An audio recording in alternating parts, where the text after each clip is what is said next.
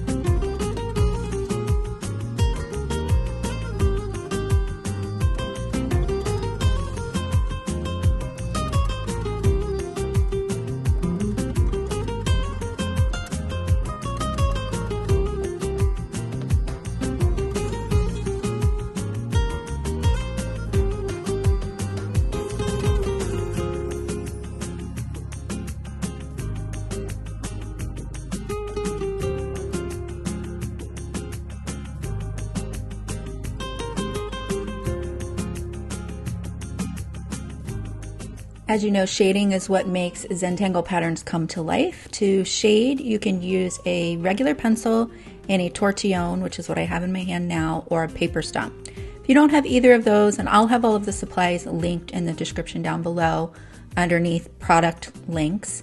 But if you don't have one of those, you could also use a cotton swab or your finger, though I will say there's less control with those.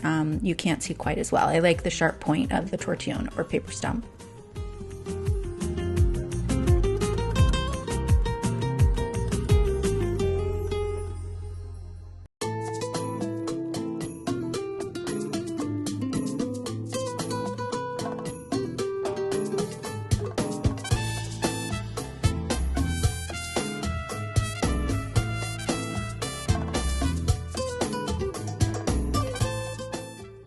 Here you can see that you can stack Oy Bay and fit it into a space, whether that's a circle or some other abstract shape. The next pattern is Nezeppel, and I've done this pattern quite a few times on my channel. I won't shade this drawing here, but I will show you how I shade it in the journal at the end of the video.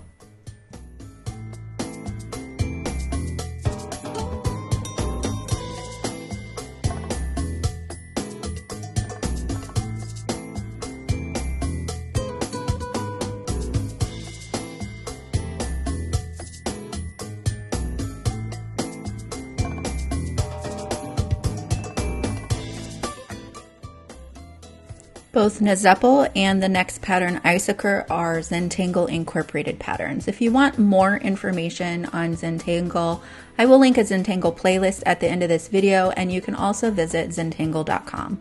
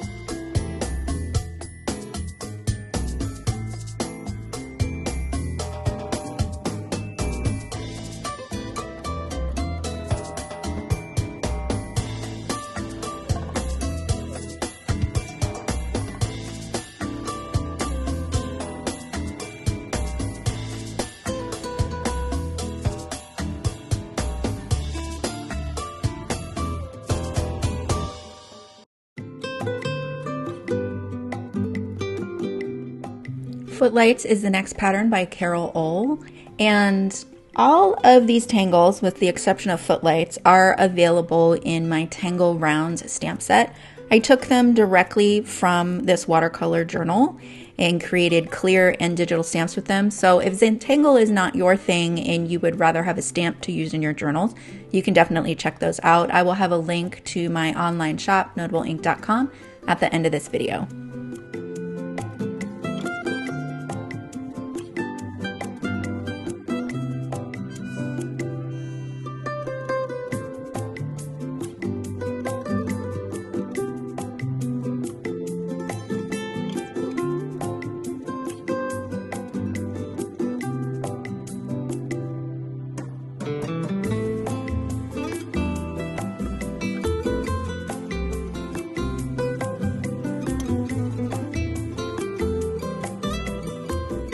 Now that we have all of our patterns in our journal, you can see that I have dissected the area with Halaba, which is another pattern that I've shown in previous videos. And I also show you how I create these segments in a previous Daniel Smith swatch book series, so be sure to check that out.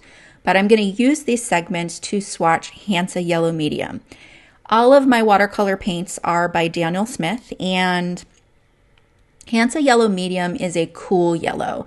It's important to know what temperature your paint is when you're mixing. So swatching like this is a great exercise to see what kind of mixtures your colors are going to create, right? So there's nothing worse than doing your project and you think that you want a really bright green, you go to mix it directly on your project and it comes out more of a dusky, muted green.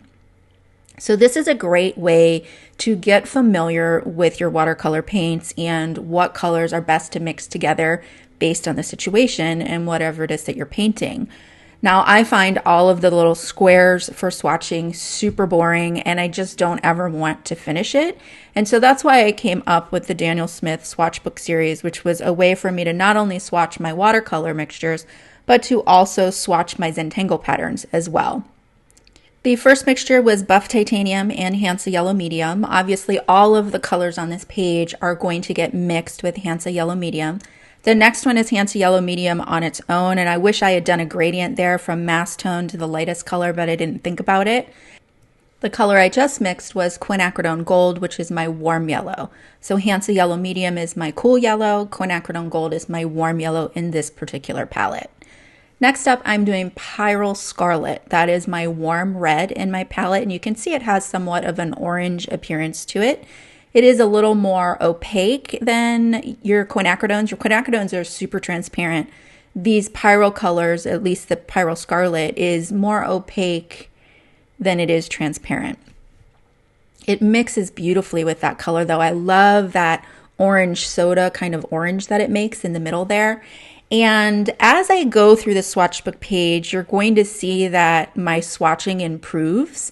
So what I started to do was lay down clean, clear water first. And you can see that different than my other videos, this time I'm mixing all of my colors directly on the page because a lot of times that's how I watercolor. A lot of times I will add a layer of paint to a flower or whatnot, and I will drop in a secondary color. And so because this is the way that I normally paint, it's also how I want it to swatch. The one that I just did was Pyrrole Crimson. That is a cool red in my palette. And the next up is Quinacridone Rose. You probably know this is one of my favorite colors. It's super bright, almost like a Pyrrole or a opera pink. Just gorgeous, and this also makes a beautiful orange, a super crisp and vibrant orange. So if you're looking for a really clean orange, your Quinacridone Rose and your Hansa Yellow Medium are going to make a great combination. Now, I used to have Hansa Yellow Light in my palette, and I found that it was like so bright, you guys. I mean, it practically glowed in the dark. It was so bright that it almost had this like neon yellow green tone to it. So I switched to Hansa Yellow Medium, which is still a cool color, just to tone it back a bit because I felt like my mixtures with the Hansa Yellow Light looked more artificial. Now this is French Ultramarine and Hansa Yellow Medium. And you can see that this is creating more of a dusky green. It's more of a muted green. It's not if you're looking for a super bright green, what you want to do is mix a cool blue and a cool yellow. French Ultramarine is a warm blue because it leans towards the reds. This one is cerulean blue, which is also a warmer blue. So this is going to create somewhat of a dusky green as well. And you can see that both of these colors, both of these blues, are really granulating colors. So you can see that the yellow and the blue don't mix together quite as well as the transparent quinacridones do of the reds that you saw up there. Now, I love the appearance of granulating colors, but if you don't, then you may want to avoid those two colors. Now, phthalo blue green shade is my cool blue in this particular palette. And you can see how those two that mix together, the cool yellow and the cool blue, make that just gorgeous, clean, clear, bright green. Now that I moved that silicone placemat out of the way, I just had that there because I didn't want to get drips of paint on the page. I've put my swatch colors up at the top here, so you can see my palette layout there. I know that the text is small, but I couldn't really get it larger than that. The color that I'm doing now is phthalo green blue shade, and again, this makes a beautifully vibrant green color here. Not super natural. It kind of looks more artificial. I mean, there aren't too many things in nature that are that color green, so it all depends on what your subjects are and what you're painting. I do a lot of flowers and leaves, and so bright greens like that aren't necessarily my go-to, but it definitely has its uses. If you guys have any questions about any of the paints or anything else, leave me a comment down below. And while you're there, be sure to like and subscribe so that YouTube knows that there's engagement on this video and they will share it with other people. The color I'm using right now is sap green, which is a convenience color. That means it's already pre-mixed for you. And I have a few of those in this palette, but the majority of this palette are single pigment colors. I wanted to get better about mixing my colors rather than using convenience colors, but I feel like if you're going to be painting a lot of leaves, sap green is definitely a good bet to purchase and have it pre-mixed. This is goethite, which you can tell is a light brown. This is a highly granulating color that's great for if you're doing soil or the ground or a beach scene, bricks, anything that you need that kind of rustic brown color. This is a really beautiful color and it's not super pigmented. So for someone who's heavy-handed like me, it goes on really soft and natural. This next color is transparent red oxide. It's obviously transparent as that's in the name, and it acts a lot like a quinacridone in that the color spreads so fast. Like you can see when I dropped it into the clean clear water, it just ran. It's very pigmented. I would say that it's bright, but it's more of a neutral color, so not necessarily bright, but just gorgeous, and it's a really nice mixing color. The opposite of that would be the next color, which is Indian red. Indian red is not transparent. It is one of the more opaque colors that Daniel Smith has. And look how pigmented it is. It is crazy pigmented. You only need a little bit of paint for that large color payload. And this also mixes beautifully with the Hansa Yellow Medium.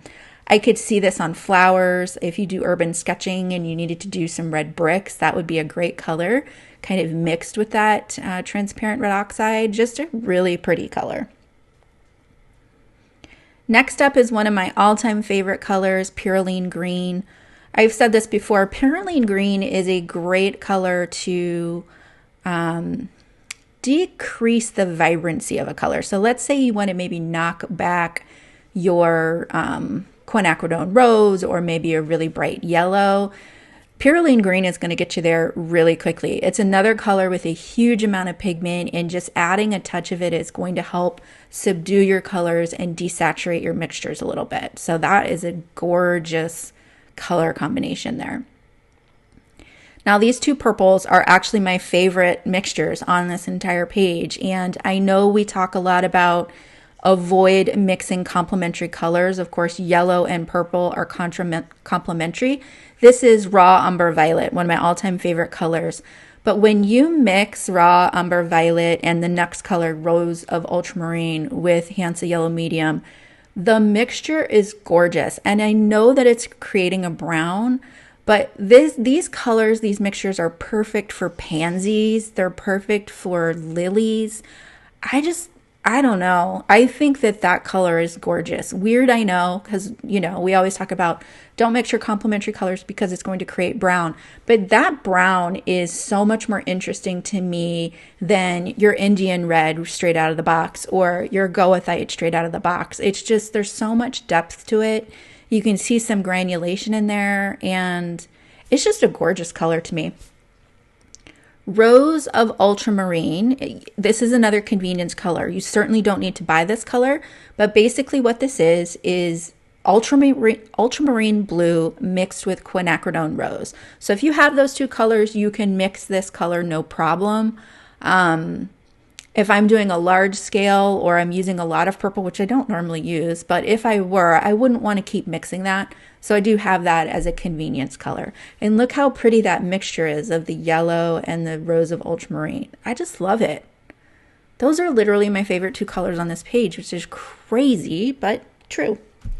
Next up is indigo, which is one of my go-to colors. I love to use indigo and buff titanium for backgrounds. I think they blend beautifully together. And also Purline Green. Purline Green, indigo, and buff titanium are going to give you kind of like a moody vintage appearance. And look how pretty this color is. It's got kind of like that dusky green. Just so pretty. I love those colors on the left-hand side. Let me know what your favorite mixtures are in the comments down below. Maybe you tend more towards the bright and vibrant. I'm kind of leaning more towards those neutral, natural, and more subdued colors. So here I want to show you the difference between shading. Zentangle is all about the shading, and you can see, because that's the same pattern, the significant difference between when you shade and don't shade. It just makes it pop. I promised you I wanted to show you the Nezeppel shading, and I do this one a little bit different. If you already have a lot of graphite on your paper stump, sometimes you don't even need to add more graphite to the tangle. You can just use whatever is left over on the paper stump. You want to keep your shading to a minimum and make sure that you don't shade the entire triangle. If you lose your highlight, then it's just going to look like a big gray blob. That's it for today. I hope you guys enjoyed this video. I think the next color that I'm going to do is quinacridone gold. If you have any suggestions based on the colors that you saw in my palette, then do let me know in the comments down below. Thanks so much for joining me, and I'll see you soon with more inspiration.